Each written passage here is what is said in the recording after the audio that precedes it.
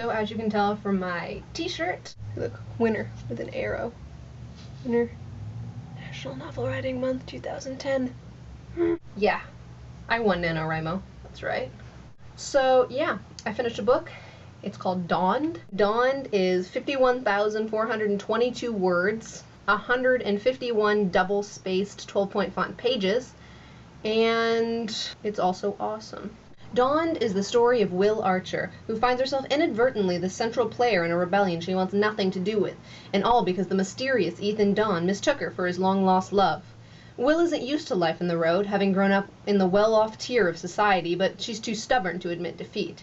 Through her travels with Ethan, her stepfather Samson, and Ethan's organization Dawnbreak, Will is forced to come to terms with her unsavory home life, her perpetual bad attitude, and her growing discomfort with the state of the world.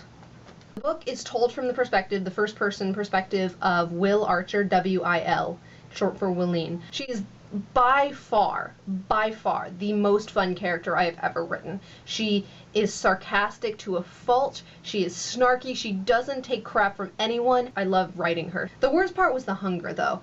I used to tell Ethan I could feel my stomach consuming itself in its empty agony, but I stopped once I saw the look in his eyes.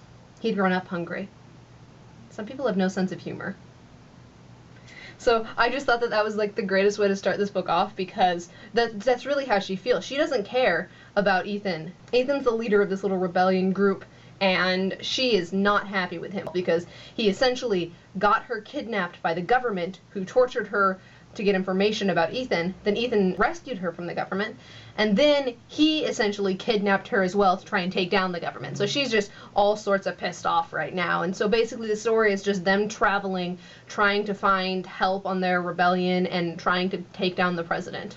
Right here is where I planned the book. I said, okay, I want a social science fiction, I want a strong, sarcastic female protagonist, and I want some sort of supernatural element. I started coming up with, well, what is the situation of this dystopian society? The situation is President Richard Del Vecchi has decided that trading with people and term limits are for pansies, and he's going to do away with both of them. So what he does is he kind of recolonizes areas, strategic areas around the world where we can get important resources from. So we own all of it, so we don't have to trade with anyone else.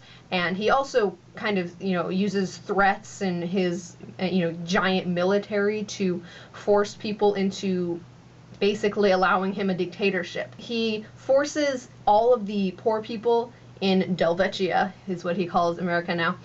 He forces all the poor people to work in factories to build these giant walls that he's putting up around every single border of every single colony the United States, Delvecchia, owns, because he's decided that no one else is worth what he has created, and so he's just going to keep everyone out. Once I had kind of all of that out of the way, I decided to start looking at my two supernatural-esque characters, who are Ethan and Libra Dawn. Now Libra, we don't meet until like page 105 or something, I don't know. But Ethan Dawn is very integral in the story. He is the guy that gets Will kidnapped, blah blah blah.